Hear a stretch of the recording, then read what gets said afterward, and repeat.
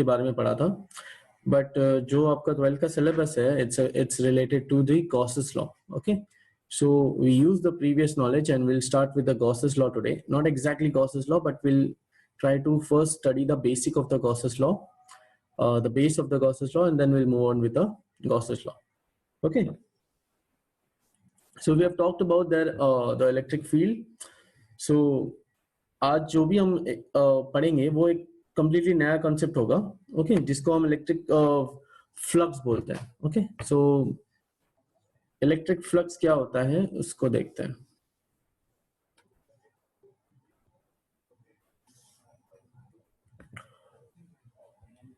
Okay, electric field की तरह electric flux भी एक तरह का फेक कंसेप्ट है. Fake in the sense we have to imagine that, you can not actually reality में उसको आप देख नहीं सकते.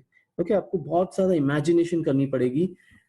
सो एक तरह का फेक, या मैं बोल सकता हूँ एक तरह का इमेजिनरी कंसेप्ट है. ओके, नॉर्मली ये उन टॉपिक्स में से है जिसको आप बस बुक्स रीड करके पढ़ नहीं सकते. लाइक आप से बुक्स लेके बैठे हो तो आपको पढ़ने में ये बहुत डिफिकल्ट होगा. आपको कोई ना कोई तो चाहिए जो आपको ये चीज एक्सप्लेन करे, समझाए, दिखाए, एक्सपेरिमेंट दिखाए, या कोई वीडियो दिखाए, या कुछ एनिमेशन दिखाए. तो आपको बहुत ज्यादा इमेजिनेशन करनी पड़ेगी. ओके, बट उसमें भी प्रॉब्लम ये है कि इलेक्ट्रिक फील्ड की तरह ये जरूरी कंसेप्ट है. जैसे हम इलेक्ट्रिक फील्ड को समझते हैं वैसे ये कंसेप्ट भी बहुत ज्यादा जरूरी है. बिकॉज जो गॉसेस लॉ है वो इलेक्ट्रिक फ्लक्स के टर्म्स में लिखा हुआ है. ओके, सो हमको अगर गॉसेस लॉ समझना है तो हमको इलेक्ट्रिक फ्लक्स को बहुत अच्छे से समझना पड़ेगा, बहुत डीपली समझना पड़ेगा. और हम ये जाके पढ़ेंगे बाद में कि जो गॉसेस लॉ है ये मैक्सवेल की उन 4 फंडामेंटल इक्वेशंस में से है जो हम यूज करते हैं आगे हमारे आगे के मैग्नेटिक फील्ड में, इलेक्ट्रिक फील्ड में, और बहुत सारी जगह पे, इलेक्ट्रोमैग्नेटिज्म में. Okay, know the electric field का हो या किसी भी फील्ड का हो, लाइक द इलेक्ट्रिक फ्लक्स हो सकता है. ओके, बेसिकली हम क्या करने वाले हैं, इस चीज को भी मैकेनिक्स से कंपेयर करेंगे. और आपको मैं याद दिला दूं कि जो फील्ड कंसेप्ट है ये एक्चुअली मैकेनिक्स से, मैथमेटिक्स से आया. ये एक्चुअली आया कहां से? मैथमेटिक्स से. ओके, जो स्पेस है हर पॉइंट पे कुछ वैल्यू डिसाइड करता है. ओके, जैसे टेम्परेचर हो गया. सपोज अगर मैंने ये एक इमेजिन कर लिया, एक कंटेनर है, इस कंटेनर में मैं अगर फील्ड बोलता हूं सो इस पॉइंट पे कुछ होगा टेम्परेचर, इस पॉइंट पे कोई टेम्परेचर होगा, इस पॉइंट पे कुछ टेम्परेचर होगा, इस पॉइंट पे कोई टेम्परेचर होगा, इस पॉइंट पे कुछ टेम्परेचर होगा. So let's see this temperature as T1, this as T2, this as T3, this as T4. Similarly, if there are n number of particles, so we can say that these are n temperature. So basically ये field क्या है, ये हर एक point पूरे space को एक तरह का मैथमेटिक्स इक्वेशन देता है, एक तरह का पॉइंट अलॉट करता है, एक तरह की वैल्यू अलॉट करता है किसी भी स्पेस में. और ये किसी भी तरह की चीज हो सकती है, ना कि सिर्फ टेम्परेचर, ये किसी भी तरह की फील्ड हो सकती है. अगर आप फ्लो फील्ड की बात करें तो ये फ्लो फील्ड भी हो सकती है, वो कोई भी चीज जो बह रही हो. ओके, नाउ इसका मतलब क्या है कि मैं स्पेस को हर एक पॉइंट पे एक एरो ड्रॉ कर सकता हूं जो मुझे बताएगा कि डायरेक्शन क्या है और उसका मैग्नीट्यूड क्या है. ओके, इसको इलेक्ट्रिक फील्ड के कंसेप्ट से समझते हैं. Let's talk about electric field. और इलेक्ट्रिक फील्ड में जब हम लोग बात करते हैं तो मतलब हम चार्जेस की बात करते हैं. ओके, सो चार्जेस क्या होते हैं, इलेक्ट्रिक फील्ड क्या होती है, इसको लेके थोड़ा सा समझते हैं. क्या आप ये स्क्रीन देख पा रहे हैं?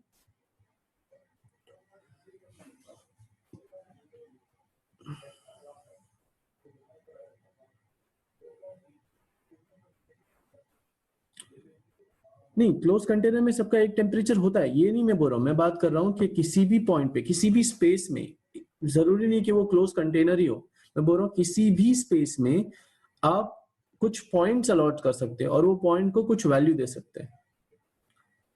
ओके, ये मैं समझाना चाह रहा था.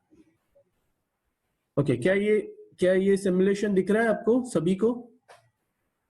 Can I get yes in the chat if it's visible? Okay, good. Now imagine if I take a positive charge here.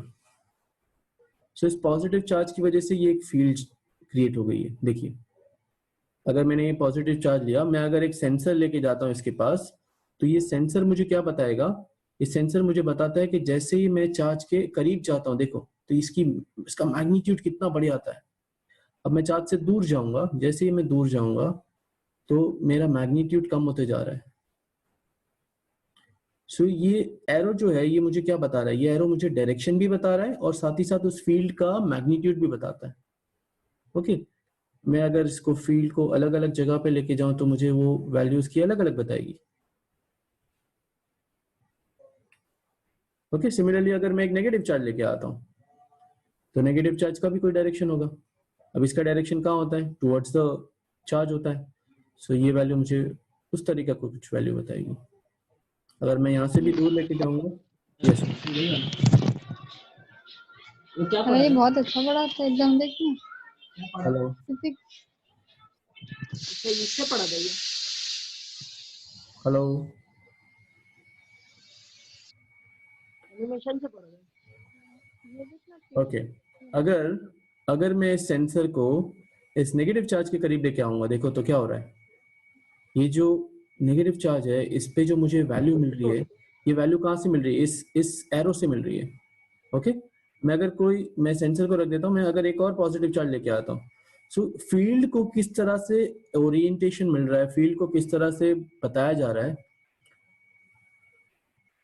वो मुझे इस चीज से समझ में आएगा। ओके, सो मेरा बोलने का मतलब सिर्फ ये था कि मैं पूरे स्पेस को कुछ पर्टिकुलर पॉइंट्स में डिवाइड कर सकता हूँ और वो पॉइंट्स, हर एक पॉइंट को मैं एक एरो बना सकता हूँ और वो एरो मुझे बताएगा कि उस फील्ड में, उस फील्ड का डायरेक्ट, उस पर्टिकुलर स्पेस में उस फील्ड का डायरेक्शन क्या है और उस पर्टिकुलर फील्ड का, देखो अब मैं यहाँ पे चले जाता हूँ तो इसका ना ही कोई मैग्नीट्यूड है ना ही कोई डायरेक्शन है, मतलब यहाँ पे फील्ड जो है खत्म हो गई, जैसे हम मैग्नेटिक फील्ड में देखते हैं, जैसे हम इलेक्ट्रिक फील्ड में देखते हैं।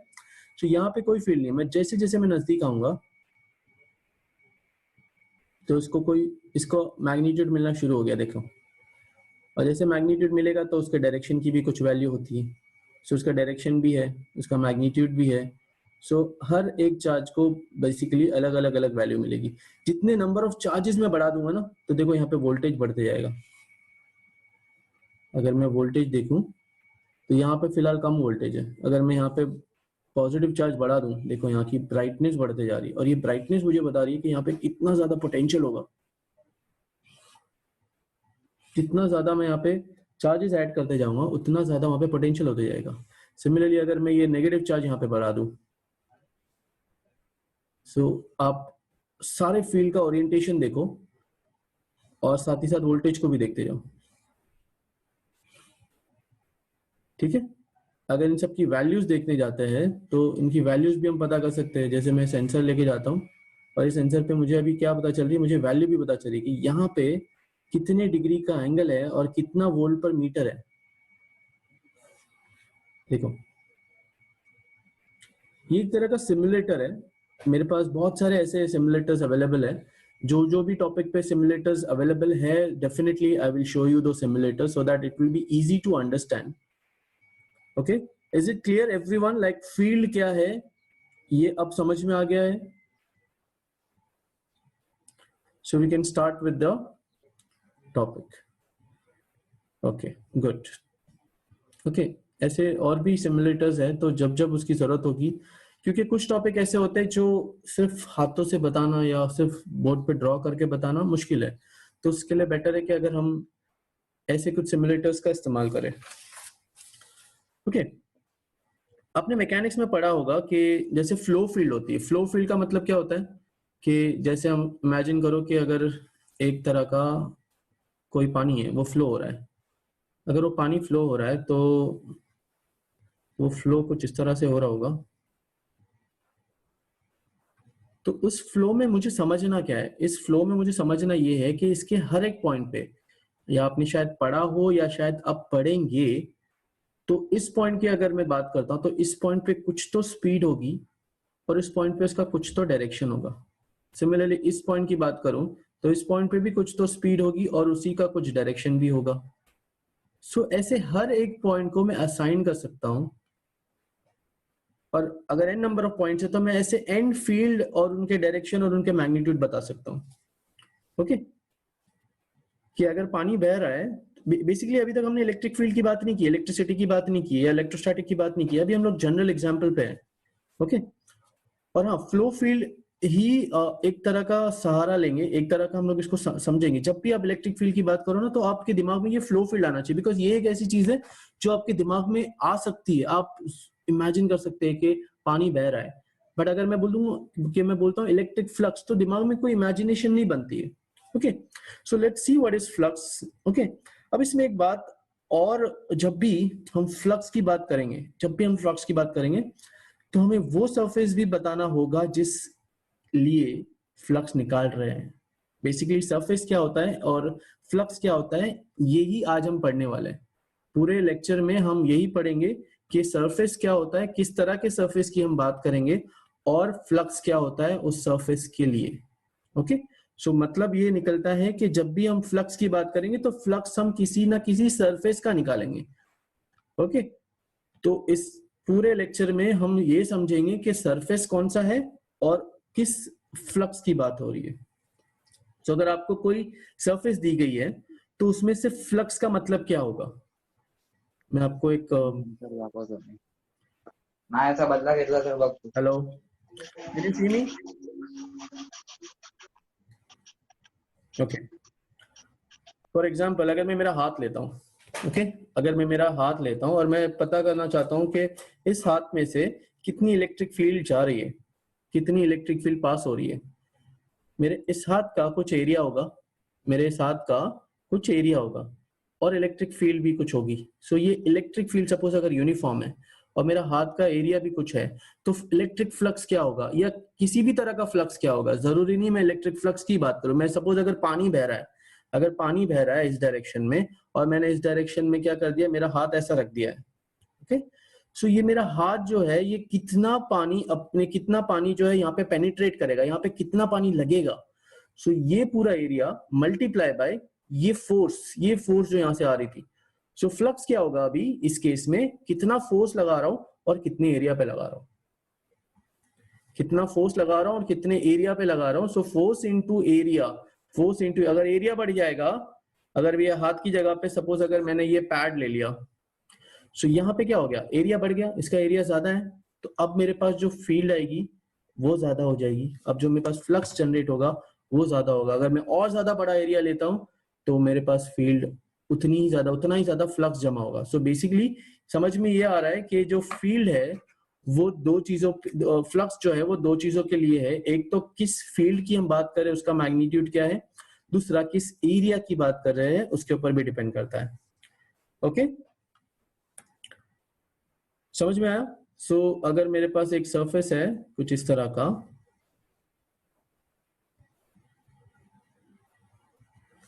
ओके, उस सरफेस से अगर मैं एक लाइन ड्रॉ करता हूं,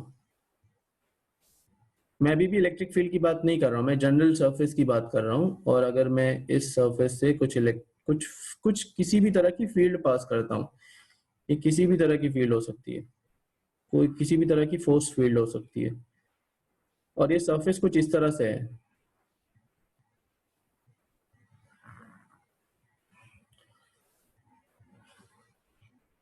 ओके, सो इसका डायरेक्शन इस तरह से कुछ होगा।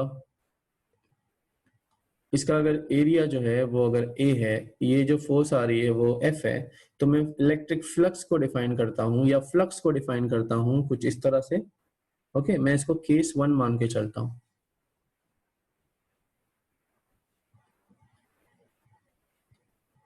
मैं इसको केस 1 मान के चलता हूं। सो मेरा फ्लक्स क्या होगा, यहाँ पे जो फोर्स हम लगा रहे हैं उस सरफेस पे, और उस सरफेस का एरिया कितना है।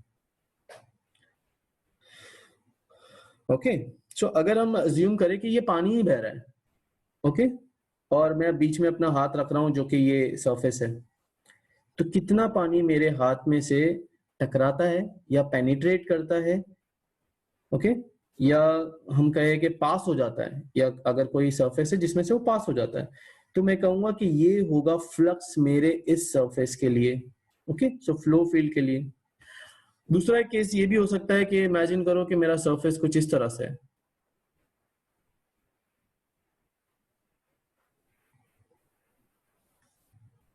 आज का लेक्चर खत्म होने के बाद आप लोगों को इतना कॉन्फिडेंस तो हो जाएगा कि हम गॉसेस लॉ को में क्या करने वाला है, कैसे यूज करने वाले हैं, मैं कितने भी तरह के डेरिवेशन गॉसेस लॉ में लेके आऊं तो आप इजीली सॉल्व कर पाओगे इस डेटा को यूज करके।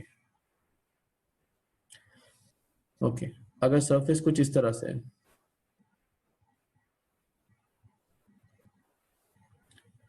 yes, I will be sharing the PDF to this topic.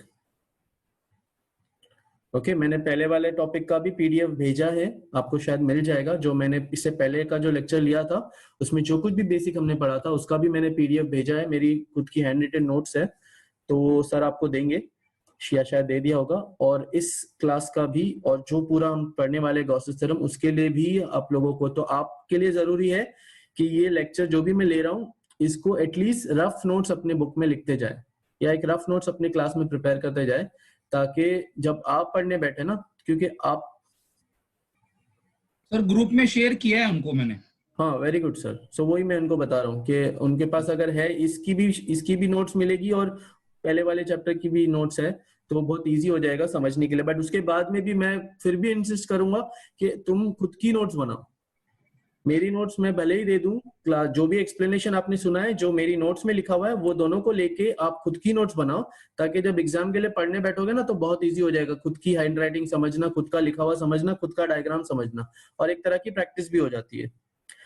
अच्छा, अब जब मैं इसकी बात करूंगा, सपोज अगर मैं अभी ये सेकेंड सरफेस की बात करता हूँ, तो सेकेंड सरफेस में क्या हो रहा है, अब मेरा हाथ ऐसा है और अब जो फोर्स आ रही है वो क्या है, वो ऐसी जाएगी।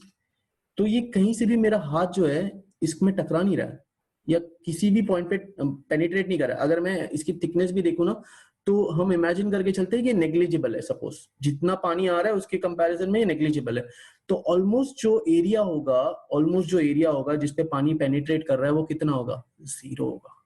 कितना होगा, 0। तो अगर वो एरिया 0 होगा तो अगर मैं सेम फॉर्मूला यूज करूं कि फ्लक्स क्या होता है, फोर्स, किसी भी तरह का फोर्स इनटू एरिया होता है, तो मेरा अगर एरिया अगर 0 है तो मेरा टोटल फ्लक्स भी कितना होगा, 0 होगा। क्या होगा, 0 होगा। सो अगर मैं किसी भी तरह से, इससे ये समझ में आता है कि किसी भी तरह से फ्लो की वैल्यू जिसे हम फोर्स कहते हैं उसको मल्टीप्लाई करूं सरफेस से, तो मुझे फ्लक्स यूज या फ्लक्स उस एरिया का फ्लक्स मिल जाएगा, या उस फ्लक्स को हम यूज कर सकते हैं। बट एक क्वेश्चन ये भी है कि आप बोलोगे सर इतना इजी है, अगर इतना इजी है तो फिर ये चैप्टर इतना डिफिकल्ट क्यों है। जैसा हम नॉर्मली सुनते हैं या सुना होगा किसी बच्चे से कि ये चैप्टर्स जो है नॉर्मली डिफिकल्ट होते हैं, तो ये इतना डिफिकल्ट क्यों है, क्योंकि हमने अभी तक के सिर्फ स्पेशल केसेस की बात की है। ये जो 2 केसेस है ये हमारे पास क्या है, फ्लक्स के स्पेशल केसेस है। नॉर्मली ऐसा होता नहीं है, क्योंकि जिंदगी इतनी आसान नहीं होती है। आपकी लाइफ में बहुत सारे उतार चढ़ाव आएंगे, बहुत सारे ट्विस्ट आएंगे, और वो ट्विस्ट से हमको झेलना होगा और वो ट्विस्ट को हमको ओवरकम करके आगे बढ़ना होगा। तो उसी के बारे में आगे बढ़ेंगे। ओके, तो अभी मैंने ये बताया कि ये जो केसेस है इससे हटके भी कुछ होता है। नाउ अब दूसरे केसेस क्या हो सकते हैं या क्या डिफिकल्टी आ सकती है, क्योंकि अभी हमने देखा कि या तो ये पैरेलल है या तो परपेंडिकुलर है सरफेस के। सो अगर परपेंडिकुलर है तो मैक्सिमम इलेक्ट्रिक फ्लक्स होगा। अगर ये मेरा डायरेक्शन ऑफ फोर्स है और ये मेरा सरफेस है और ये दोनों अगर परपेंडिकुलर है तो मैक्सिमम फोर्स होगा, मैक्सिमम फ्लक्स होगा। और अगर ये दोनों पैरेलल है, मतलब जो मेरा इलेक्ट्रिक जो फोर्स आ रही है और जो सरफेस है, किसी भी तरह का सरफेस है, वो दोनों पैरेलल है, तो वहां पे जो इलेक्ट्रिक फ्लक्स होगा वो होगा 0। ओके,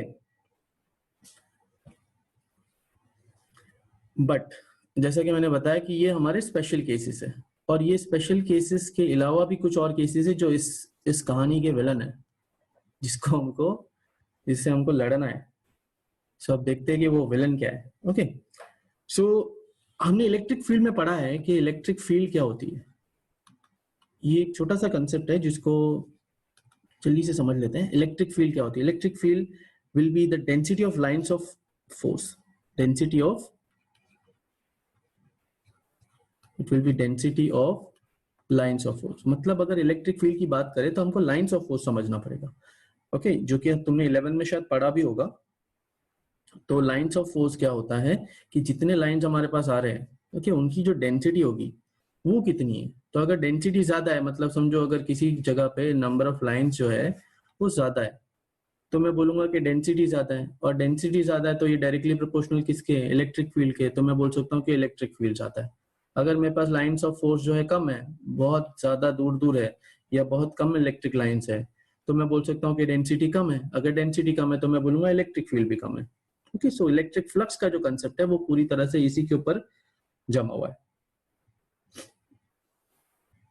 नाउ अब एक और प्रॉब्लम भी है कि जो हम इलेक्ट्रिक फील्ड जो है वो फ्लो फील्ड की तरह एक जगह से दूसरी जगह बहती नहीं है। मतलब जैसा हम जैसा मैं पानी के बहने को समझता हूँ, तो पानी का बहना क्या होता है, मैं इजीली देख सकता हूँ पानी एक जगह से दूसरी जगह जाता है, टर्न लेता है, कहीं से भी जा सकता है, बट उस तरह से इलेक्ट्रिक फील्ड नहीं होती। तो आपके दिमाग में कहीं ना कहीं ये होना चाहिए कि भले ही हम फ्लो फील्ड को एग्जाम्पल लेके पढ़ रहे हैं, बट फ्लो फील्ड और इलेक्ट्रिक फील्ड जो है वो डिफरेंट होती है। ओके, इसीलिए जब भी कहते हैं कि किसी सरफेस से इलेक्ट्रिक फ्लो हो रही है, ये बहुत ही ज्यादा एब्स्ट्रैक्ट या बहुत ही ज्यादा एक तरह से इमेजिनरी कंसेप्ट है। किसी भी सरफेस से जब इलेक्ट्रिक फील्ड फ्लो हो रही है तो ये बहुत ही इमेजिनरी कंसेप्ट है। ओके, सो आप इलेक्ट्रिक लाइंस ऑफ फोर्स का कंसेप्ट यूज करके ये बता सकते हैं कि किसी एक सरफेस से में से कितनी लाइंस पास हो रही है। बिकॉज इलेक्ट्रिक लाइंस क्या बताती है, डेंसिटी बताती है। डेंसिटी क्या होता है, नंबर ऑफ लाइंस होती है। तो अगर मेरे को पता है कि डेंसिटी क्या होती है, नंबर ऑफ लाइंस क्या होती है, इलेक्ट्रिक फील्ड क्या होती है, तो मैं बता सकता हूँ कि किसी एक सरफेस से कितनी ज्यादा इलेक्ट्रिक फील्ड पास होती है। अगर ये मेरे पास सरफेस है तो यहाँ से कितनी ज्यादा इलेक्ट्रिक लाइन पास होगी, ये मुझे डायरेक्टली पता चलेगा कि इलेक्ट्रिक फील्ड कितनी है। यहाँ पे इलेक्ट्रिक फील्ड ज्यादा है, मतलब यहाँ पे डेंसिटी ज्यादा है, तो नंबर ऑफ लाइन पास जो हो रही है वो ज्यादा हो रही है। ओके, बट ये जो डेफिनेशन हम पढ़ रहे हैं, ये डेफिनेशन सिर्फ समझने के लिए, ये डेफिनेशन को हम ना न्यूमेरिकल में यूज कर सकते हैं ना डेरिवेशन में यूज कर सकते हैं। बिकॉज ये डेफिनेशन जो हमने बताया फ्लक्स के बारे में, इलेक्ट्रिक फील्ड के बारे में, ये सिर्फ समझने वाली डेरिवेशन है। जो एक्चुअल डेरिवेशन आएगी या एक्चुअल जो फॉर्मूला आएगा या डेफिनेशन आएगी वो हम आगे देखेंगे अभी इसी लेक्चर में। तो बात करते हैं कि सरफेस के बारे में, बिकॉज इस टॉपिक में आधे से ज्यादा, अभी एक बात हो गई कि फ्लक्स क्या होता है, ठीक है, फ्लक्स समझ में आ गया, थोड़ा बहुत तो आइडिया होगा कि फ्लक्स क्या होता है। अब दूसरा जो टॉपिक है वो है सरफेस। इस पूरे टॉपिक में जब भी हम गॉस लॉ की बात करते हैं, आप किसी सीनियर से पूछ लो या किसी भी ऐसे इंसान से पूछ लो जिसने गॉस लॉ कभी पढ़ा हो, तो आधे से ज्यादा लोगों को गॉसेस लॉ में सबसे बड़ा प्रॉब्लम ये होता है कि सरफेस नहीं समझ में आता कि किस सरफेस के बारे में बात करते हैं। तो लोग ज्यादा मिस्टेक ये तब करते हैं जब हम सरफेस ही इमेजिन नहीं कर पाते कि हम किस सरफेस के बारे में बात कर रहे हैं और ये सरफेस है क्या। क्या कोई नॉर्मल सा सरफेस है या कोई स्पेशल सरफेस, हमको सोचना पड़ेगा। ओके, तो जब हम सरफेस के बारे में बात करते हैं तो सरफेस दो तरीके के होते हैं। ओके, एक होता है ओपन सरफेस और एक होता है क्लोज सरफेस, और एक होता है क्लोज्ड सरफेस। ओके, सो अब ये जो सरफेस है वो जैसा मैं बता रहा हूँ कि दो तरीके के होते हैं। तो एक हो गया ओपन और एक होता है क्लोज्ड। सो जब मैं ओपन सरफेस की बात करता हूँ या मैं जब क्लोज सरफेस की बात करता हूँ, तो दोनों में इलेक्ट्रिक फ्लक्स जो होगी वो अलग तरीके से काम करती है। ओके, सो पहले बात करते हैं क्लोज सरफेस के बारे में, बिकॉज ये बहुत इंपॉर्टेंट है के बारे में। जो क्लोज सरफेस वो सरफेस होती है जो पूरे स्पेस को दो हिस्सों में डिवाइड करती है। मैं आपको एक ऑब्जेक्ट बताता हूं।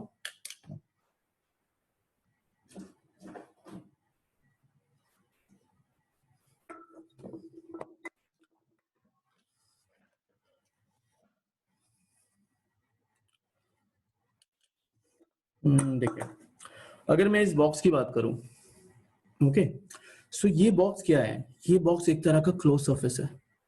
किस तरह से क्लोज सरफेस है उसकी एक्चुअल डेफिनेशन क्या होगी कि ये सरफेस पूरे स्पेस को दो हिस्सों में डिवाइड कर रहा है, एक जो उसके बाहर है और एक जो इसके अंदर होगा।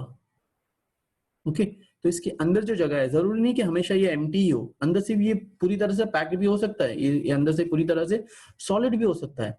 ये पूरी बॉडी क्या कर रही है, ये पूरे स्पेस को दो हिस्सों में डिवाइड कर रही है, एक जो इसके अंदर है और एक जो इसके बाहर है। या कोई दूसरा एग्जांपल ले लो, मैं एक कैन ले लेता हूँ।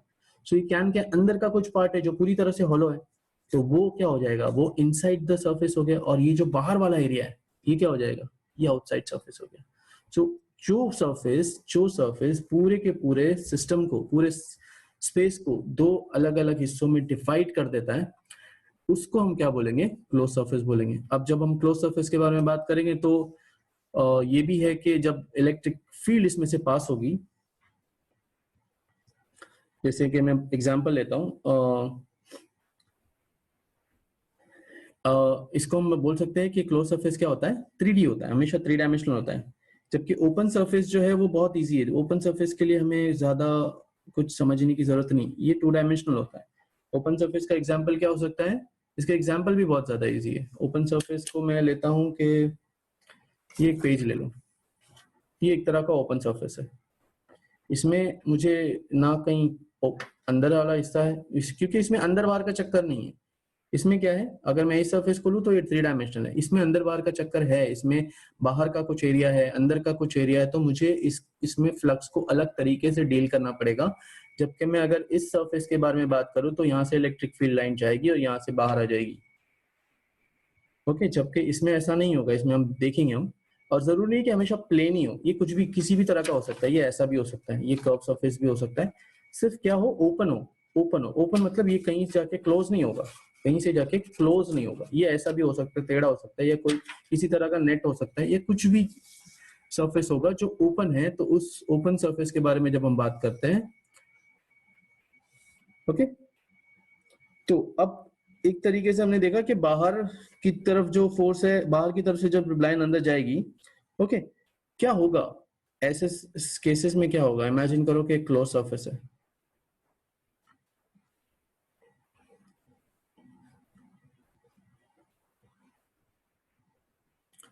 अब इसमें से अगर इलेक्ट्रिक लाइंस पास हो रही है एनी हाउ, यहां से यहां जा रही है, तो इसमें 2 पॉइंट पे ये इस सरफेस को कट करेगी। एक तो जब वो अंदर जाएगी और जब ये इस सरफेस से बाहर आएगी। ओके, तो होगा क्या यहाँ पे कि इस सरफेस में जहां से ये अंदर एंटर करेगी और ये जहां पे इस सरफेस से बाहर आएगी, तो पोटेंशियली क्लोज सरफेस के केस में हमारे पास 2 पॉइंट्स बनेंगे, एक पॉइंट ये और एक पॉइंट ये, और दोनों का पोटेंशियल अलग अलग होगा। ओके, एक जहां से वो एंटर करेगी और एक जहां से वो बाहर जाएगी। तो हमारे पास कुछ तो तरीका होना चाहिए जब जहां पे हम इन दोनों को क्या कर सके, डिफरेंशिएट कर सके। हम दोनों को क्या कर सके, डिफरेंशिएट कर सके। तो एक तरीका बनाना पड़ेगा हमको, जिसमें या कोई एक तरह का कन्वेंशन हमको बनाना पड़ेगा जहां पे हम उनको समझे कि जहां पे वो लाइट इलेक्ट्रिक फील्ड एंटर कर रही है वो क्या है, जहां से वो बाहर आ रही है वो क्या है।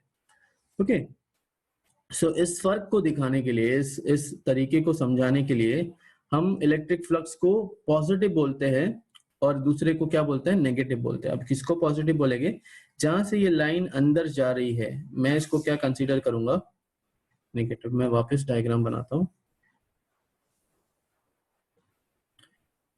अभी बहुत ही ज्यादा इंपॉर्टेंट टॉपिक है जो अभी मैं बता रहा हूं।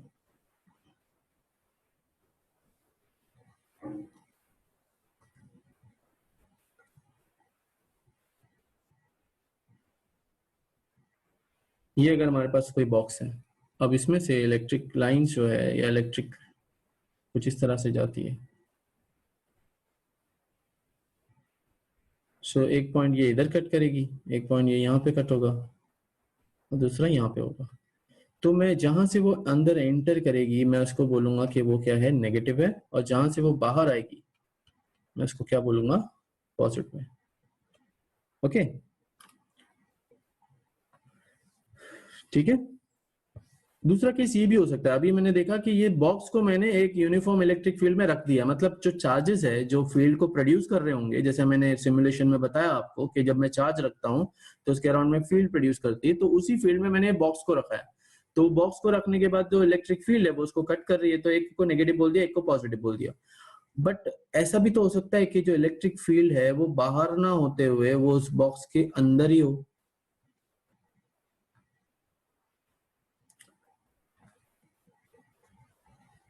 अब वो उस बॉक्स के अगर अंदर ही है तो क्या, समझो अगर इधर ही है वो चार्ज, अब इधर अगर चार्ज है तो क्या होगा, इसमें से इलेक्ट्रिक लाइंस जो है वो बाहर की तरफ आएगी।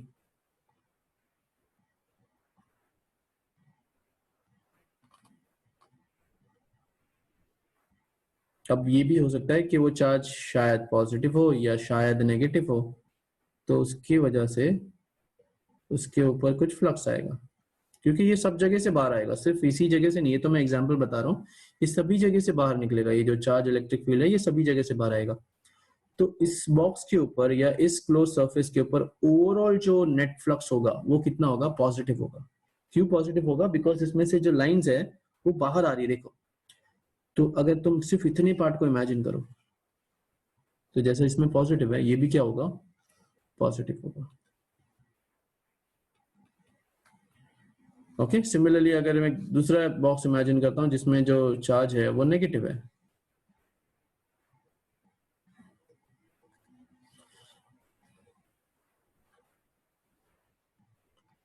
अब अगर नेगेटिव इमेजिन करते हैं, सो नेगेटिव में क्या होगा? लाइंस जो है वो बाहर से अंदर की तरफ आएगी, अंदर से बाहर नहीं जाएगी, ये बाहर से अंदर की तरफ आएगी लाइंस।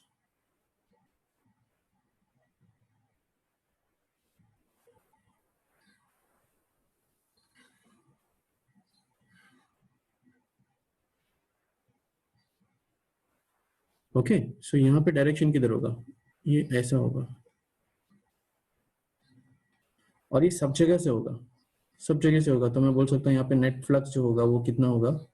वो होगा नेगेटिव। वो पॉजिटिव नहीं होगा बल्कि नेगेटिव होगा। यहाँ पे नेट फ्लक्स कितना होगा? ये नेगेटिव है, ये पॉजिटिव है, सो नेट फ्लक्स क्या हुआ? नेगेटिव प्लस पॉजिटिव कितना हो गया? 0 हो गया। ओके, सो अब ये हमको बहुत ही इंपॉर्टेंट कंसेप्ट समझाने में हेल्प करेगा। ओके, ये जो आइडिया है, ये जो मैंने तुम्हारे दिमाग में भी आइडिया डाला है कि पॉजिटिव भी हो सकता है, नेगेटिव भी हो सकता है, 0 भी हो सकता है फ्लक्स। ओके, तो द नेट फ्लक्स 0 होगा, और अगर चार्ज अंदर होगा, अगर चार्ज बाहर है तो नेट फ्लक्स कितना होगा? 0 होगा, और अगर चार्ज अंदर है तो नेट फ्लक्स पॉजिटिव भी हो सकता है और नेगेटिव भी हो सकता है। मतलब मैं बोल सकता हूँ कि नेट फ्लक्स जो है वो हमेशा क्या होगा? 0 होगा अगर चार्ज बाहर है, और जो नेट फ्लक्स जो होगा वो नॉन जीरो होगा अगर चार्ज अंदर है। ओके, अब इन सबको यूज करके हम आते हैं इलेक्ट्रिक फ्लक्स पे। जैसे मैंने तुमको बोला कि हमारे पास कुछ विलन है, अब उन विलन को देखते हैं कि वो क्या है।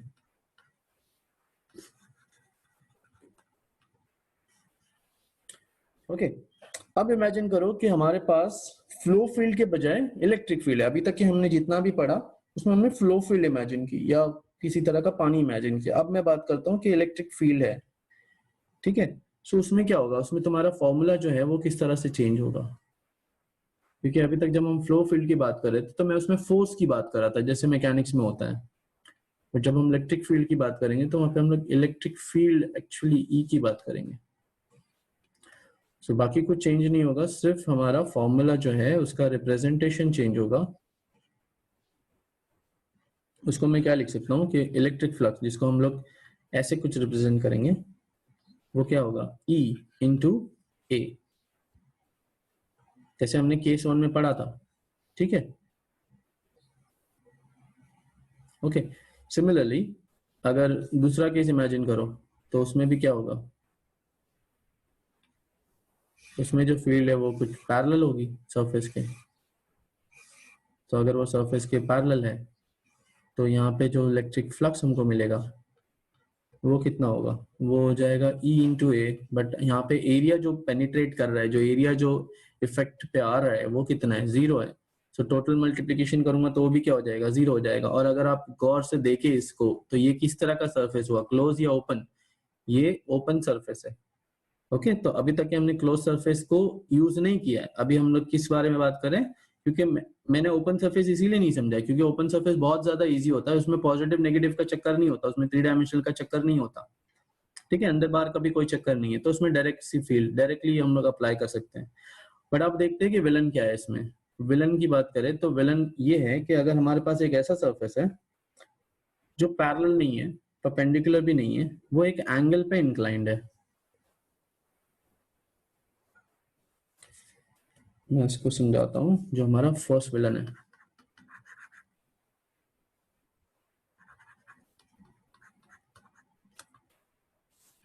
क्या है first villain?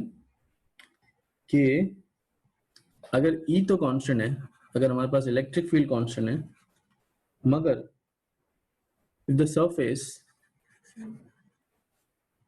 is not parallel और परपेंडिकुलर। ई कांस्टेंट है तो ये हमारे लिए अच्छी चीज है। चलो ई कांस्टेंट है तो हमको ई के बारे में नहीं सोचना, जो इलेक्ट्रिक फील्ड है उसके बारे में नहीं सोचना, मगर सरफेस जो हमारा है वो ना ही पैरेलल है ना ही परपेंडिकुलर है। तो अब भैया ये तो चिंता वाली बात है कि अब तो हमने पढ़ा था कि अगर पैरेलल हुआ तो ये, परपेंडिकुलर हुआ तो ये। ओके सो अब हम देखेंगे कि यहाँ पे एंगल इन्वॉल्व हो जाएगा, मतलब अगर पैरेलल नहीं है परपेंडिकुलर नहीं है मतलब कुछ तो एंगल पे इंक्लाइंड होगा, तो एंगल इन्वॉल्व हो जाएगा अब इसमें। सो इसके लिए हमको एक कंसेप्ट को समझना पड़ेगा इससे पहले, जिसको हम बोलते हैं एरिया वेक्टर। जब हम एंगल को इन्वॉल्व करेंगे तो इस एंगल को इन्वॉल्व करने से पहले हमको समझना पड़ेगा कि एरिया वेक्टर क्या होता है। अरे मुझे आप लोग बताओ कि एरिया क्या होता है, स्केलर होता है या वेक्टर होता है? मैंने तो लिख दिया यहाँ पे एरिया वेक्टर, बट आप मुझे बताओ कि अब तक आपको जितना भी पता है उस हिसाब से एरिया क्या होता है, स्केलर होता है या वेक्टर होता है?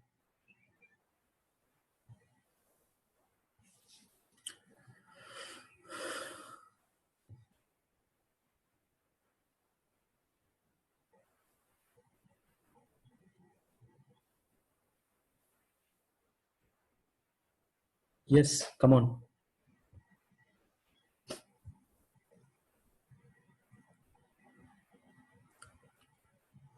वेक्टर होता है,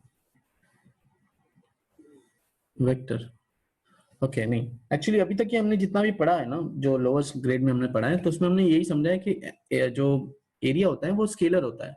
ओके बट अगर हम किसी तरह अगर एरिया को वेक्टर रिप्रेजेंट करें, जो हम कर सकते हैं, एरिया को रिप्रेजेंट करना है हमको वेक्टर फॉर्म में। क्यों? बिकॉज हमारे पास जो इलेक्ट्रिक फील्ड है वो वेक्टर है और जो एरिया है वो भी वेक्टर है। तो एरिया अगर इसको वेक्टर बना दे, किसी तरह बना दे वेक्टर, तो वो क्या होगा? तो उसके लिए हम पढ़ते हैं एरिया वेक्टर। तो अब एरिया वेक्टर क्या होता है ये समझो। एरिया वेक्टर क्या होता है कि जिस एरिया में आप इंटरेस्टेड हो, सपोज मैं अगर इस एरिया में इंटरेस्टेड हूं, ओके अगर मैं इस एरिया में इंटरेस्टेड हूं तो मैं इसके ऊपर क्या करूंगा, एक वेक्टर ड्रॉ करूंगा। अब इस वेक्टर की दो प्रॉपर्टी होगी।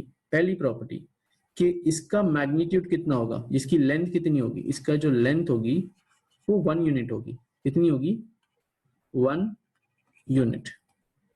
इसकी लेंथ 1 यूनिट होगी, ये पहली प्रॉपर्टी हो गई। दूसरी प्रॉपर्टी कि ये इस सरफेस पे क्या होगा, हमेशा परपेंडिकुलर होगा। ये सरफेस पे हमेशा क्या होगा, परपेंडिकुलर होगा। तो मैं इसको रिप्रेजेंट करूंगा एक एन कैप से, जो एन कैप मुझे बताएगा कि ये एरिया क्या है, एरिया वेक्टर है, या ये वेक्टर जो मैंने ड्रॉ किया है बाहर की तरफ, ये एक तरह का एरिया वेक्टर है। समझ में आया? ओके और अगर हम ओपन सरफेस की बात करें तो ओपन सरफेस में क्योंकि अंदर बाहर का चक्कर नहीं होता, दोनों तरफ सेम तरीके की चीजें होती है, तो मैं ये एरिया वेक्टर जो है ये इस तरफ भी ड्रॉ कर सकता हूँ। बट क्लोज सरफेस में इस तरह से नहीं कर सकता। क्लोज सरफेस में लाइन जो इलेक्ट्रिक फील्ड है वो एक तरफ से अंदर जाती है, दूसरी तरफ से बाहर आती है, तो जो अंदर और बाहर का चक्कर है ये दोनों अलग अलग होता है। तो मैं वहां पे दोनों तरफ एरिया वेक्टर ड्रॉ नहीं कर सकता, मैं सिर्फ बाहर की तरफ ही करूंगा। क्लोज सरफेस में हमेशा बाहर की तरफ ही वेक्टर, एरिया वेक्टर ड्रॉ होगी। और जो ओपन सरफेस है उसमें तुम इस तरफ भी ड्रॉ कर सकते हो, दूसरी तरफ भी ड्रॉ कर सकते हो। अभी तक के दिमाग में ये चल रहा होगा कि क्या पढ़ा रहा है क्या पता, बट ये जो सारी चीजें हैं बस इसको दिमाग में रखो। जैसे जैसे हम गॉस थ्योरम की तरफ आगे बढ़ेंगे तो आपको ये अंदाजा होगा कि ये हमने क्या क्या पढ़ लिया है, इतना इंपॉर्टेंट चीजें पढ़ लिया है कि गॉस थ्योरम जो है वो बहुत इजी हो गया। ओके सब बात करते हैं कि जो विलन है वो एग्जैक्टली है क्या। अब हमारा जो सरफेस है वो समझो कुछ इस तरह का है, और जो हमारे पास इलेक्ट्रिक फील्ड है, जो इलेक्ट्रिक फील्ड आ रही है वो कुछ इस तरह से है। दूसरा कलर ले लेता हूँ। जो इलेक्ट्रिक फील्ड है वो कुछ इस तरह से आ रही है, ऐसी।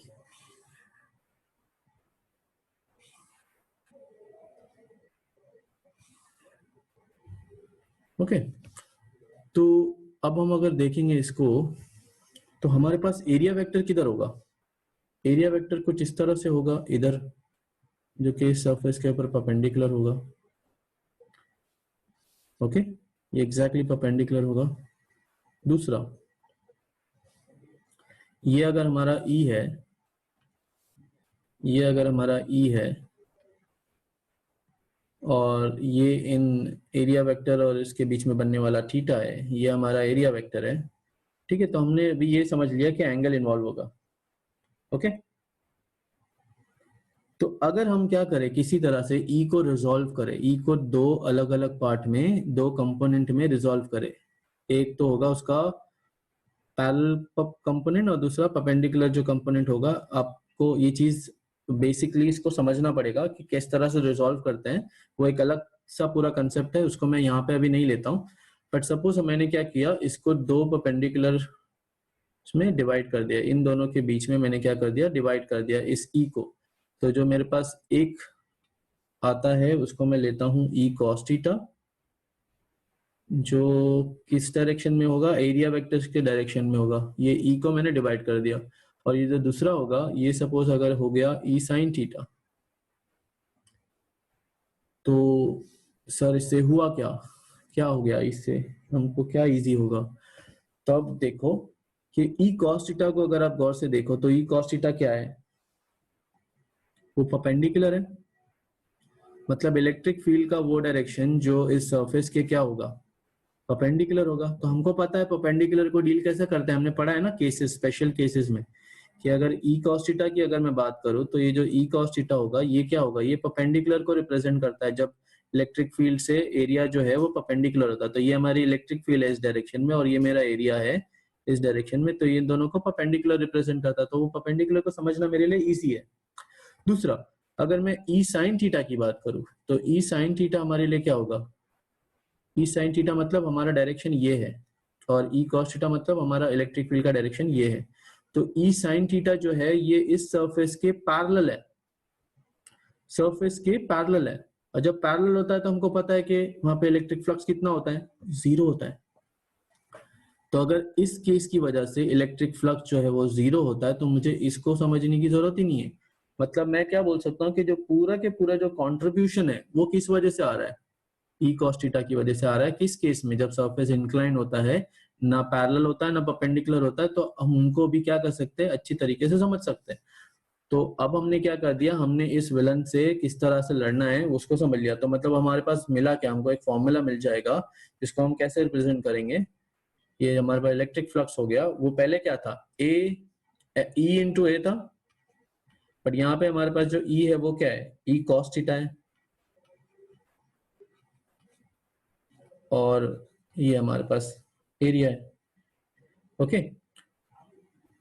अब अगर मैं इसको वेक्टर फॉर्मेट में लिखने की कोशिश करूं तो ये क्या हो जाएगा मेरे पास, ई वेक्टर एरिया वेक्टर।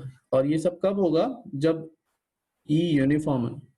ई का क्या है, यूनिफॉर्म। ई चेंज नहीं हो रहा है, अगर ई चेंज हो जाएगा तो ये सारी चीजें फिर से बदल जाएगी। ओके, बट अभी तक हमने कंसीडर किया है कि ई जो है वो यूनिफॉर्म है, सिर्फ सरफेस जो था वो क्या हो गया था, इंक्लाइन हो गया था।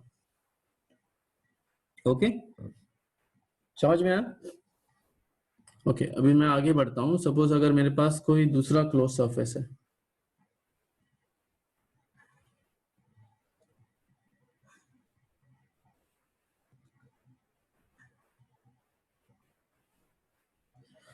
कोई डाउट है यहां तक का?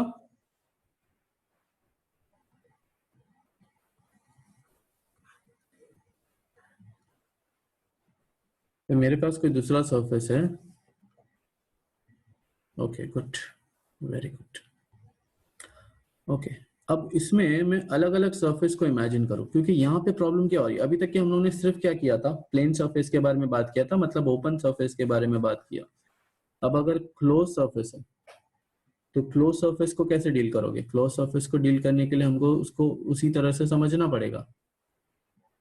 क्या समझना पड़ेगा कि सर यहाँ से इसका एरिया वेक्टर जो होगा वो इधर होगा और इस पॉइंट पे जो एरिया वेक्टर होगा वो कुछ इधर होगा, वैसे ही इस डायरेक्शन में जो एरिया वेक्टर होगा वो इधर होगा। और यहाँ पे मतलब हर सरफेस, जो सरफेस की मैं बात करूं, हर सरफेस पे मेरा एरिया वेक्टर अलग अलग होगा। अभी भी हम ये बात कर रहे हैं कि ई जो है वो यूनिफॉर्म है, अभी भी हम यही बोल रहे हैं कि ई जो है यूनिफॉर्म है, मैंने ई को चेंज करने की बात किया ही नहीं। ठीक है, ई अभी भी मेरा यूनिफॉर्म है जो एक ही डायरेक्शन में है, सपोज इधर ही बह रहा है, एक ही डायरेक्शन है। तो क्या होगा अगर ये सरफेस जो एरिया वेक्टर जो है अलग अलग है अगर, तो उससे फर्क क्या पड़ेगा?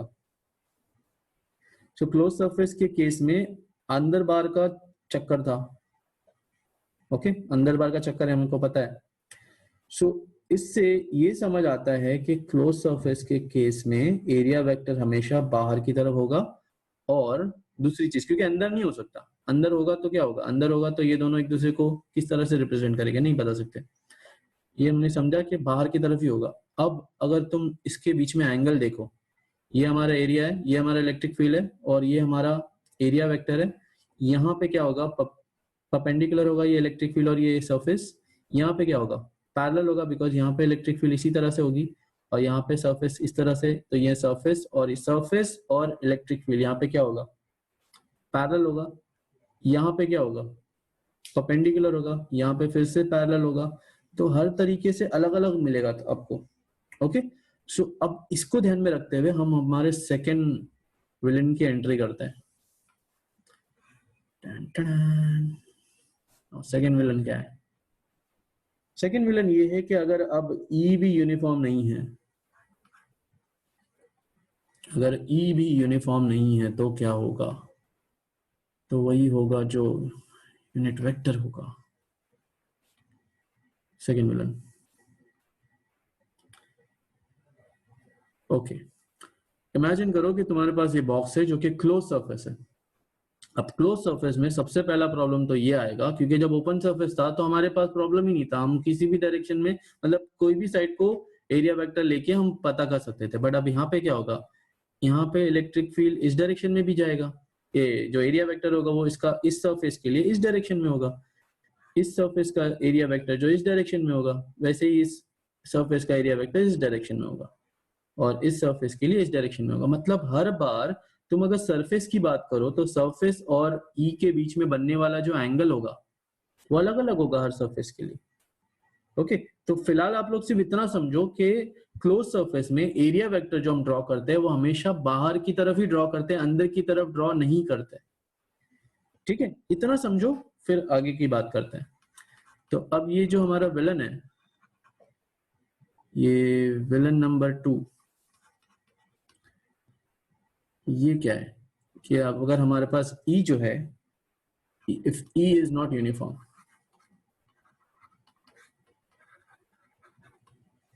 Okay, if E is not uniform तो क्या हो जाएगा? क्योंकि पहले जो हम फॉर्मूला लेते थे वो फॉर्मूला क्या था हमारे पास, electric flux is equals to A that is area E cos theta, जो हमने इंक्लाइंड सरफेस की बात की थी।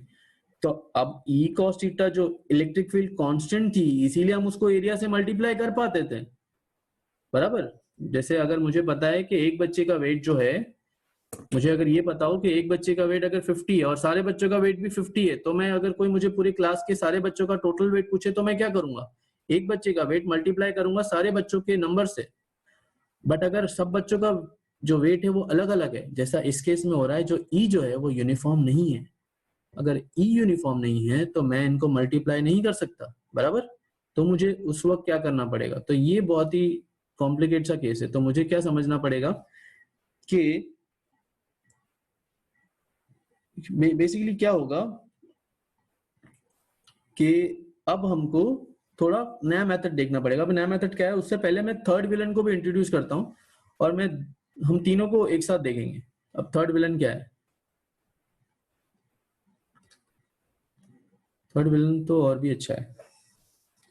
क्या है थर्ड विलन? कि if theta is not same everywhere, if theta is not same everywhere. अब थीटा क्या है और क्या सेम नहीं है हर जगह, मतलब क्या इसका? ओके, मैं फिर से डायग्राम बना के आपको बताता हूं कि अगर थीटा हर जगह सेम ना हो, मतलब किसके बारे में बात करें, कौन से थीटा के बारे में बात करें? थीटा बिटवीन ए एंड ई, जो हमारा एरिया वेक्टर है, और जो हमारा इलेक्ट्रिक फील्ड का डायरेक्शन है, इन दोनों के बीच में जो बनने वाला एंगल है वो अगर सेम ना हो तो क्या? सो इसका सोल्यूशन ये है कि हमें सरफेस को क्या करना पड़ेगा? Yes, shape is not uniform. Shape is not uniform in the sense you can take any other shape, right? You can take this shape and you can take this one more. Okay. So आप क्या कर सकते हो, यहाँ से suppose मैंने इन दोनों को जोड़ दिया, तो ये कुछ एक तरह का मेरे पास क्लोज सरफेस हो गया। ओके, अगर ये क्लोज सरफेस है तो मुझे इसमें अगर इलेक्ट्रिक फील्ड के बारे में बात की जाए तो इलेक्ट्रिक फील्ड अगर एक डायरेक्शन में भी है समझो, मगर हमारा एरिया वेक्टर क्या होगा? एरिया वेक्टर सब तरफ अलग अलग होगा। इसके लिए अलग होगा, इसके लिए अलग होगा, इसके लिए अलग होगा और इस सरफेस के लिए अलग होगा। एरिया वेक्टर सब तरफ अलग अलग होगा। ओके, अब अगर इसको छोड़ के आप किसी दूसरे सरफेस की, दूसरे शेप की बात करें, अगर मैं सपोज एक स्फीयर की बात करता हूँ, तो अगर ये स्फीयर की भी बात करता हूँ तो स्फीयर में भी क्या होगा, मुझे समझने के लिए एरिया वेक्टर अगर मैं ड्रॉ करूँ तो एरिया वेक्टर सब तरफ अलग अलग होगा। इस पॉइंट पे एरिया वेक्टर इधर होगा, इस पॉइंट पे एरिया वेक्टर इधर होगा।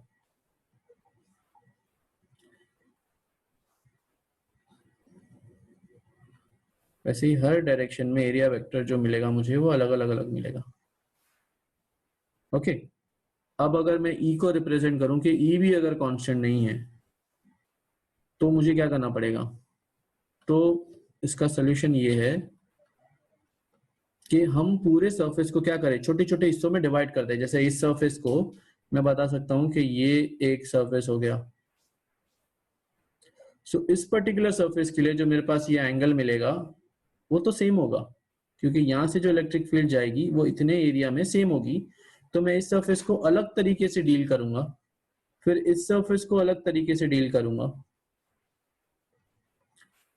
फिर जो अंदर की तरफ सरफेस है उसको मैं अंदर की तरफ अलग से डील करूंगा और इसको भी अलग से डील करूंगा। मतलब हर एक छोटी छोटी सरफेस को अलग से डील करूंगा। और जैसे कि इसमें 5-6 साइड होगी, 6 साइड होगी, तो 6 साइड को मैं क्या करूंगा, सबको अलग से डील करके ऐड कर दूं। सिंपल ना? मगर कुछ सरफेस ऐसे भी है जिसमें अगर मैं सबको छोटे छोटे हिस्सों में डिवाइड करूं तो उनको मैन्युअली ऐड करना बहुत डिफिकल्ट है। जैसे कि इमेजिन करो कि इस सरफेस को अगर मैं छोटे छोटे हिस्सों में डिवाइड करता हूँ, जैसे कि फुटबॉल नहीं होता हमारे पास, छोटे छोटे ऐसे पीसेस होते हैं, उसको ऐड किया जाता है। सो हर एक पीस के ऊपर एक वेक्टर ड्रॉ हो सकता है, हर एक पीस के ऊपर एक एरिया वेक्टर ड्रॉ कर सकते हैं और उस एरिया वेक्टर का इलेक्ट्रिक फील्ड से जो एंगल होगा वो अलग होगा। और अगर वो एंगल अलग होगा तो मेरे लिए बहुत ही मुश्किल है, क्योंकि n नंबर ऑफ सरफेसेस आ जाएंगे और n नंबर ऑफ एडिशन आ जाएगा, तो वो मैन्युअली ऐड करना क्या है, बहुत ही ज्यादा मुश्किल है। तो मुझे ऐसे केस में क्या करना पड़ेगा, मुझे ऐसे केस में इंटीग्रेशन को इन्वॉल्व करना पड़ेगा। ओके, हम क्या करेंगे, इंटीग्रेशन को अज्यूम करते हैं। और इंटीग्रेशन क्या होगा इस केस के लिए? इस केस के लिए इंटीग्रेशन होगा, sorry, electric flux will be equals to integration E, which is a vector quantity, into a small area dA। अब हर एक छोटे से पॉइंट के लिए, जैसे इसके लिए इलेक्ट्रिक फ्लक्स, इलेक्ट्रिक वेक्टर या एरिया वेक्टर ये हो गया, इसके लिए एरिया वेक्टर ये हो गया, इसके लिए एरिया वेक्टर ये हो गया, बट हर एक पॉइंट पे उस छोटे से पॉइंट के लिए इलेक्ट्रिक फील्ड को मैं कांस्टेंट मान सकता हूं। मैं अज्यूम कर सकता हूं कि भले ही पूरे सरफेस के लिए इलेक्ट्रिक फील्ड कांस्टेंट ना हो, मगर उस पर्टिकुलर एरिया के लिए, उस पर्टिकुलर एरिया के लिए जो इलेक्ट्रिक फील्ड मुझे मिलेगी वो कांस्टेंट होगी उस पर्टिकुलर साइज, क्योंकि जो एंगल बनेगा उसके वो उस पर्टिकुलर सरफेस के लिए सेम होगा। ओके, समझ में आया इतना? क्या इसमें कोई डाउट है?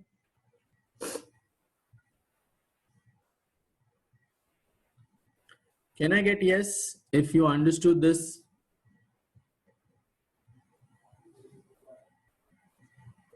Okay, very good. Now, अब इसको भी लिखने के दो तरीके हैं, क्योंकि मेरे पास सरफेस जो है था ना, ये सरफेस ये अलग अलग तरीके का आ सकता है।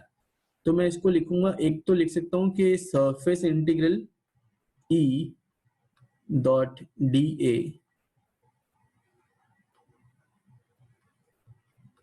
ओके ऐसा लिख सकता हूं। ये कब लिखूंगा मैं, जब हमारे पास हो सकता है कि कोई प्लेन सरफेस हो, ओके कहीं पे कोई प्लेन सरफेस हो सकता है। तो मैं इस तरह का इंटीग्रेशन जो है वो कब करूंगा, जब मेरे पास कोई 2 डायमेंशनल बॉडी होगी, इसके लिए मैं सरफेस इंटीग्रल यूज करूंगा। बट अगर हमारे पास 3 डायमेंशनल बॉडी है या क्लोज सरफेस है, तो उस केस में मैं क्या करूंगा, ये मैं ले सकता हूं E dot A, where this will be a 3-dimensional body or I can say a closed surface. So 2-dimensional body के लिए ये होगा, 3-dimensional body के लिए ये होगा। ठीक है, तो इसको कब कैसे यूज करना है ये मैंने तुमको बता दिया।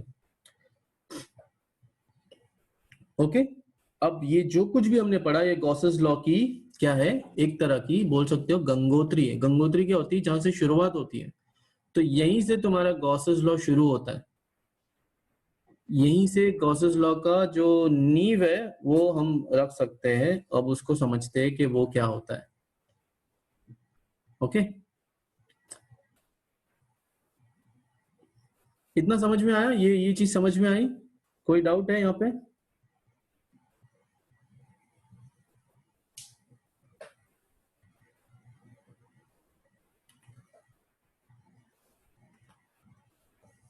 Okay good. सो मैं ये बोर्ड अभी इरेज कर रहा हूं, ठीक है। नो अब मैं क्या करता हूं, उसको समझने के लिए जितना हमने पढ़ा उन सबको एक साथ एक जगह पर रख के देखता हूं।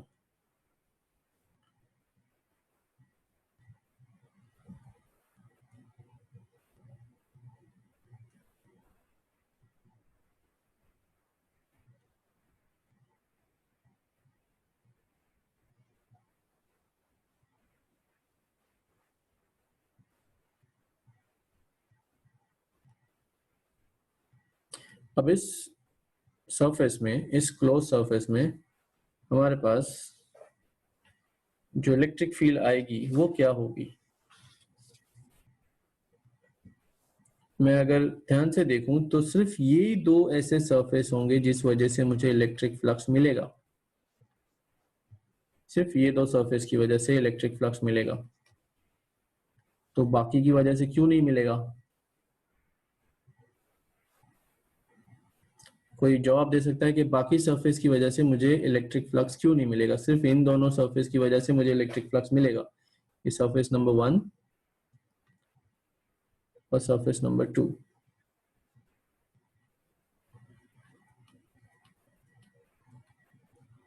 Come on, tell me.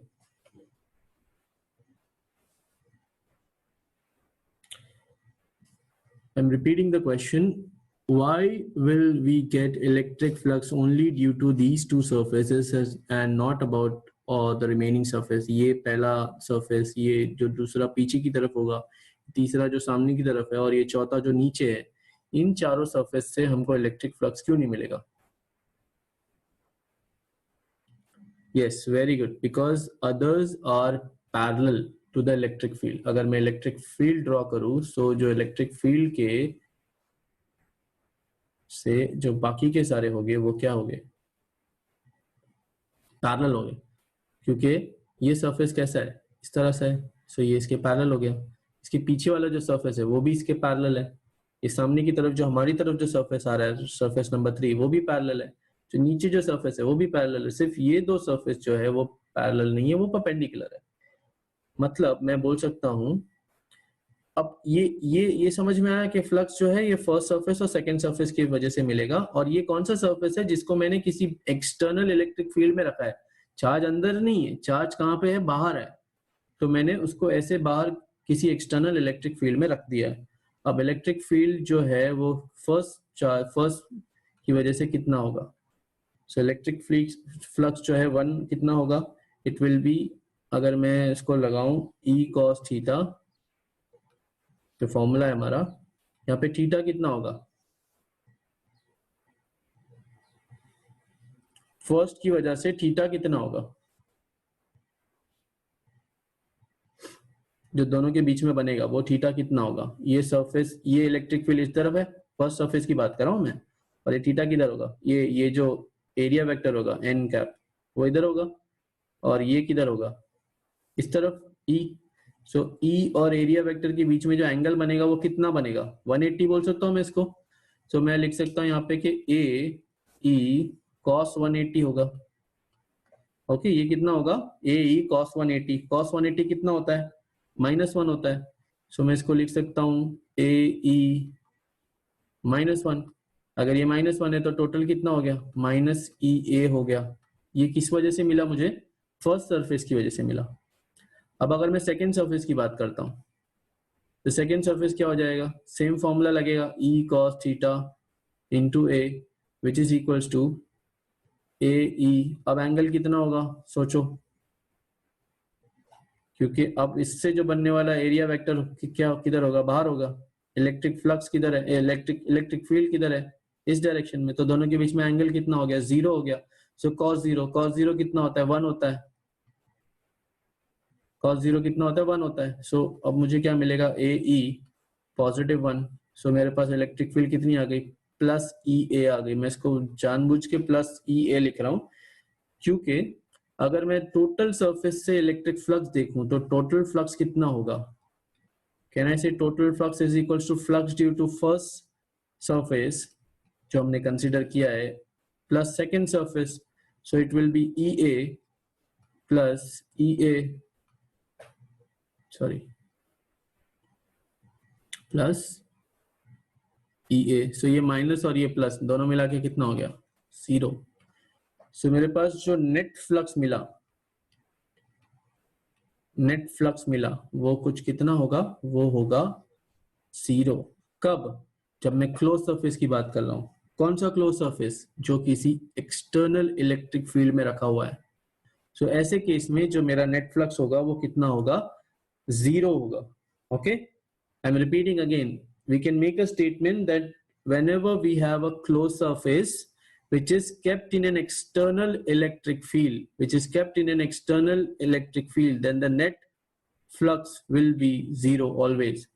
Now the question is, sir, अगर इलेक्ट्रिक फील्ड कांस्टेंट नहीं हुई तो क्या होगा, फिर भी नेट फ्लक्स हमेशा 0 ही होगा। हम आगे देखेंगे इसको कि अगर जो इलेक्ट्रिक फील्ड है वो कांस्टेंट नहीं हुई यहाँ पे, तो भी जो नेट फ्लक्स है वो कांस्टेंट, वो 0 ही होगा। ओके, क्योंकि मैंने बताया तुमको तरीका कि हम इंटीग्रेट कर सकते हैं, हम इनको मैन्युअली ऐड कर सकते हैं। इस केस के लिए इलेक्ट्रिक फील्ड यूनिफॉर्म होगी, इस सरफेस के लिए इलेक्ट्रिक फील्ड यूनिफॉर्म होगी, फिर हम दोनों को ऐड करके फाइनली बात कर सकते हैं। मगर नेट फ्लक्स जो होगा वो 0 ही होगा। तो मैं फाइनली एक स्टेटमेंट लिख सकता हूँ, मैथमेटिकल स्टेटमेंट लिख सकता हूँ कि if Q is inside, that means charge inside, Q means charge which is inside, if it's 0, so उसकी वजह से जो टोटल फ्लक्स होगा, जो नेट फ्लक्स होगा वो कितना होगा, 0। किसके लिए ये स्टेटमेंट किसके लिए एप्लीकेबल है, for close surface, for close surface. Okay, अब ये चीज को बहुत ऑब्वियस तरीके से तुम और भी अच्छे से समझ सकते हो अगर तुमको लाइंस ऑफ फोर्स पता हो कि वो क्या होती है, वो कंटिन्यूस होती है। लाइंस ऑफ फोर्स क्या होती है, कंटिन्यूस होती है। सो अगर वो कंटिन्यूस है तो चार्ज इनसाइड जो है वो 0 होगा, अगर तो नेट फ्लक्स कितना होगा, 0 होगा इस सरफेस से। Yes, any doubt?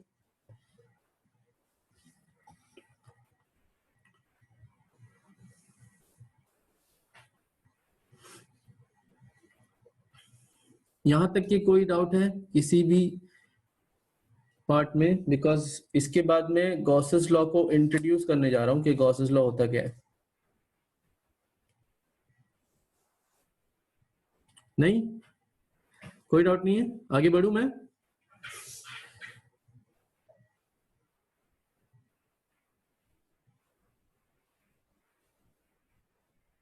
ओके, सो ये एक पार्ट हो गया। दूसरा, अगर जो हम लोगों ने पहले पढ़ा था, एक और सरफेस ले लो और उस सरफेस में चार्ज अगर है, अंदर है, बाहर नहीं है, चार्ज अगर अंदर है, सो चार्ज अंदर रहने की वजह से क्या होगा, जो इलेक्ट्रिक फील्ड है वो अंदर से बाहर की तरफ होगी। सपोज ये अगर पॉजिटिव है,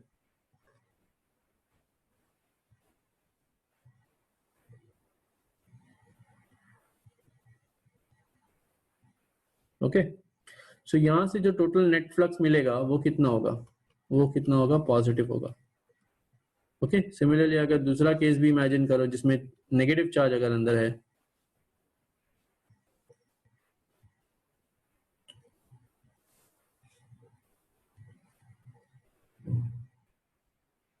अगर नेगेटिव चार्ज अंदर है तो टोटल नेट फ्लक्स जो होगा वो अंदर की तरफ जाएगा, मतलब नेगेटिव होगा। सो अगर वो नेगेटिव हुआ तो मैं इसको कुछ ये डायरेक्शन दे सकता हूँ, इसको कुछ बाहर का डायरेक्शन दे सकता हूँ।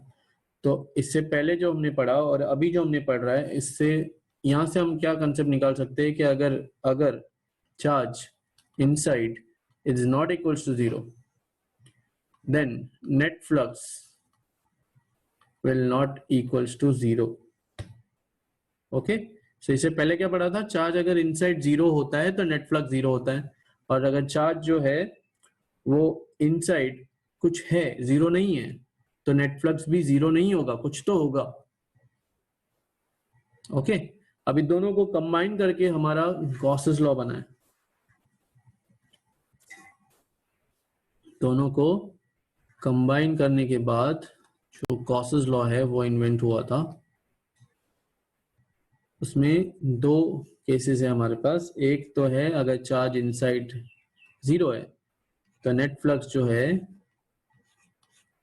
वो 0 होगा, और अगर चार्ज इनसाइड 0 नहीं है तो जो नेट फ्लक्स है वो भी 0 नहीं होगा। सो अगर इन दोनों को मैं कंबाइन करूं तो मुझे ये पता चलता है कि नेट फ्लक्स जो है वो डायरेक्टली प्रोपोर्शनल होता है कि चार्ज अंदर कितना है, बाहर कितना है इससे हमको मतलब नहीं है। जो गॉसेस लॉ है वो क्या है कि चार्ज अंदर कितना है, क्योंकि बाहर है तो नेट फ्लक्स तो 0 होने वाला है, तो उससे हमको पड़ी नहीं है। हमको कब टेंशन लेना है या किस बारे में सोचना है कि चार्ज अंदर कितना है। तो चार्ज अंदर जितना होगा उतना हमारे पास नेट फ्लक्स होगा। Is it clear?